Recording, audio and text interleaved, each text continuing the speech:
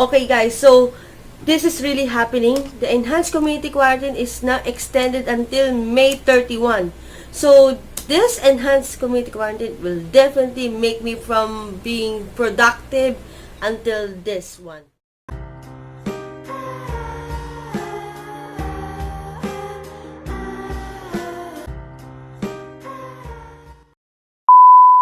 But what makes it really worse than not doing anything or being blank in a moment is being SEENZONed. Being SEENZONed is very big deal for me because as we go on to this digital age and especially this enhanced community quarantine, no one should be able to realize that how painful or how embarrassing it is to be SEENZONed. Parang kailangan natin turuan ngayon yung new generation and even the old generation on how to respond on messages kasi nakakainis. Sobrang nakakainis yung mga taong nagsiseenezone.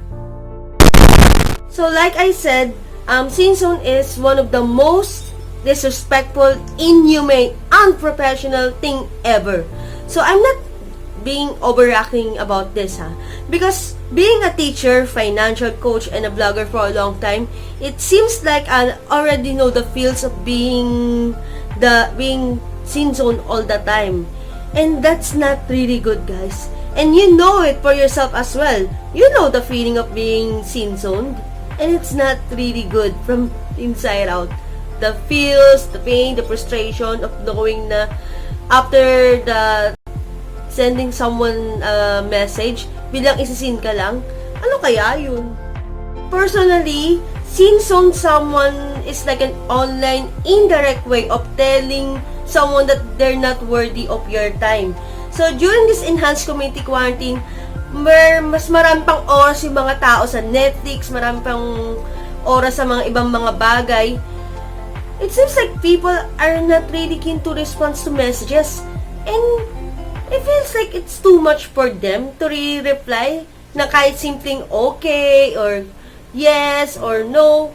Parang mahirap ba yung gawin? And it kind of frustrates also in my part kasi mga bata pa lang tayo, we're already taught by our teachers to respond well pag kinakausap tayo. So kung sa personal pa lang, mahirap na tayong kausapin, what more pa kaya pag sa messenger na or when, like for example, yung mga boss natin, tinatanong tayo and then siniseenezone lang natin sila. What do you think what yung mga mararamdaman ng mga boss natin? And including our loved ones as well. Are they deserve that kind of treatment?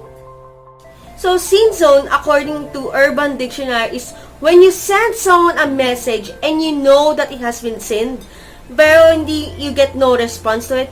So, it might be defined as friend zone but worse. So, parang, for example, if you're trying to court someone or you want to pursue someone, pero na friendzone ka na bigla. But this SEENZONE is worse than friendzone. Kasi, it could apply also from our professional work, in the way our relationship with our friends, and the way we respond to other people as well. So, technically, like in business term, being SEENZONE is like a closed door without introduction.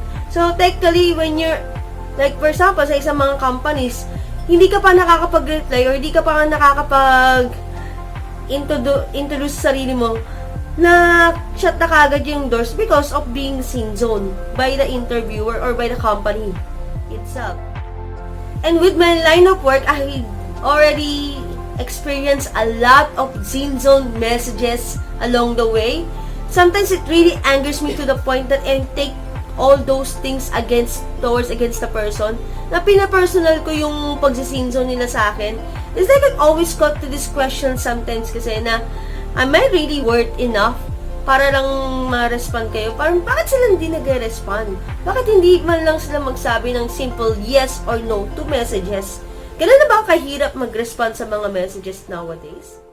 So with all the questions I've asked myself, so far for people like me, the actual reason for some people why they SEENZONE, I guess, could be number 1, you might not be interesting enough. Number 2, they have too much on their plate and you're not the priority. And number 3, they simply don't care to you at all. So, regardless of these 3, yun lang yung nakikita kong reason. And you can never tell me na ang pagiging busy is one of the reasons why people scene zone. No.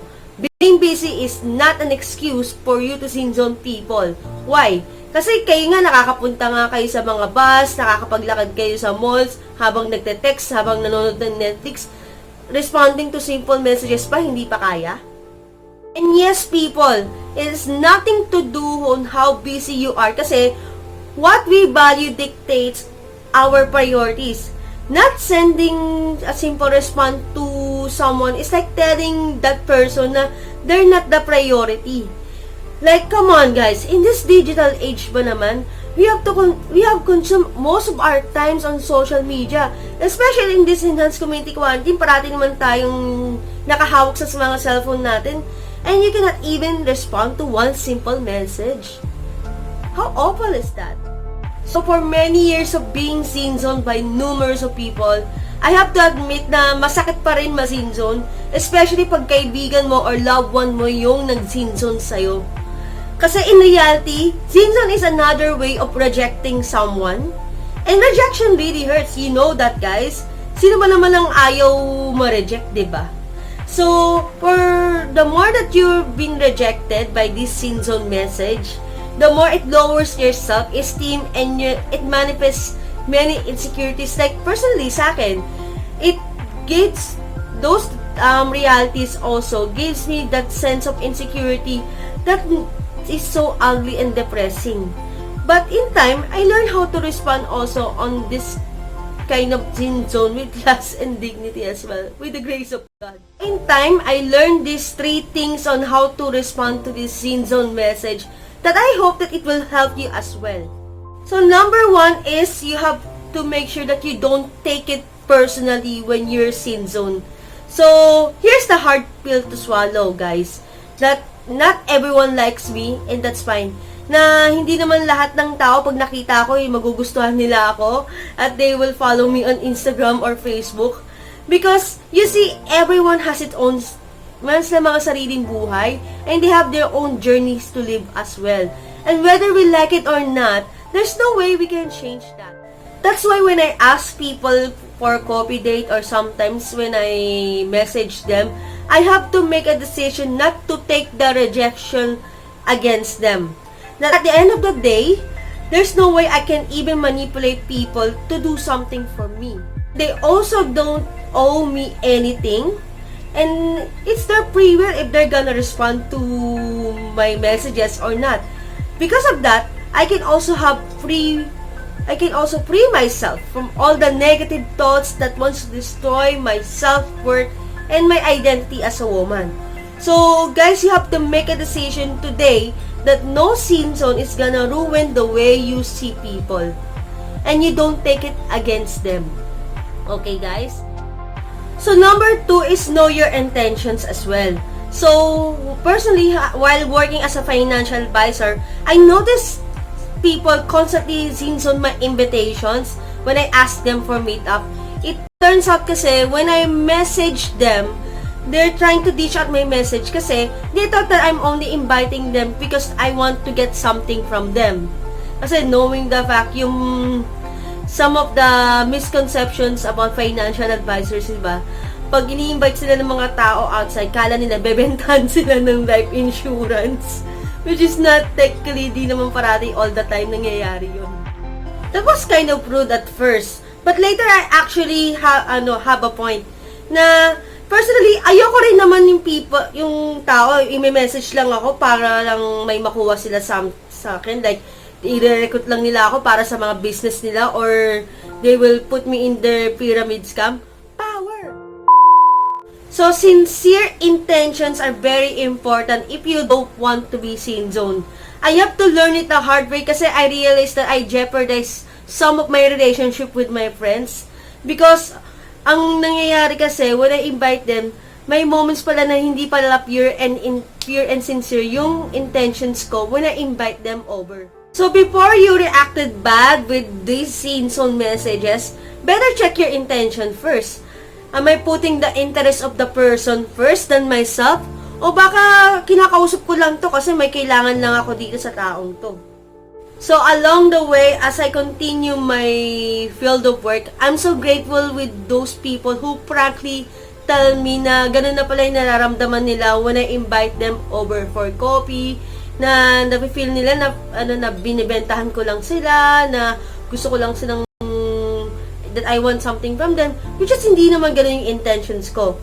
But as long as your goal is to restore the relationship and to make sure that your intentions are pure, it's a win-win situation for the both of you. So communication is a must, and sincerity when it comes to your intention is also a must. So number 3 is to simply move forward. So I've been telling myself all the time na every time I've been SEENZONed by friends and family, is I have to move forward and have a spirit of power, love, and sound mind. Because of that, it saves me from a lot of disappointments and heartache that caused by being SEENZONed. So moving forward after being rejected is an expression of self-love also to yourself, na you have to decide immediately that no one can take that away from you. Kahit na SEENZONed ka ng crush mo or ng loved one mo, hindi yan makakaalis ng identity mo na you are still loved, you are still worthy, and you are still accepted. Oh, wait lang! Sabihin ba, kailangan ko na lang bang kayanin ng tao SEENZONed ako? Kailangan ko na lang ba na i-take advantage nila ang kabaitan at kagandahan ko? Am I going to tolerate their bad behavior? Well, like I said, it is not our responsibility to rule over people's lives and tell them what to do. So for some, you can actually call your friend kung na-SEENZONed ka. Ask them kung may mali ka bang nagawa politely, and sincerely ask them ano yung mga things na nagawa mo na bakit kailangan nilang gawin na i-SEENZONed ka. So that was applicable naman for if your intentions is to resolve the issue and to save the relationship. But personally, I realized that the more I consume my time thinking about people SEENZONed me on social media, the more that I'll be frustrated and hurt. So instead of wasting my time on hating on people, I learned to choose to invest my time on myself and to make all the efforts that I have to really improve myself for the better. At the end of the day, as long as there are still people out there who loves and cares for you, in and outside social media, guys, it's better to focus on those people who loves you than those people who don't. Na regardless of ma-SEENZONed ka, it will never gonna determine your self-worth, it will never gonna determine your identity, and it will never gonna change the fact that you are still lovable, you're still jowable, you're still beautiful from the inside out. And there's no SEENZONed can ever change that. So I love what Francis Kong said in one of his FB posts. So he says here na, when you're alone, mind your thoughts. When you are with friends, mind your tongue. When you're angry, mind your temper. When you are with group, mind your behavior. When you are in trouble, mind your emotions. And when you are praised, mind your ego. So regardless kung ma-SEENZONed ka man or not during this enhanced community quarantine, it's our responsible to respond well than to react poorly. And that's what the things that we really have to learn during this time of pandemic. So social distancing doesn't mean social isolation. So we have to make sure that we're not growing up in this snob society where wala nang pakialam yung mga tao sa feelings ng ibang tao. So sa mga nang-SEENZONed dyan, please don't cultivate the culture of SEENZONed and respond well to people. Let's be kind in these trying times and build good relationships with others. Build good lasting relationship in and out social media. And iwasan na natin man-SEENZONed. 2020 na, guys. Magbago na tayo. So guys, the message here is that we have to always make sure that relationship will be above everything else. In this pandemic, we have to make sure that we are helping each other. We are building each other up. And we have to make sure also that no one is left behind during this pandemic. Let's help each other as we heal as one. And iwasan na natin i-zone ang mga taong nag-reach out sa atin.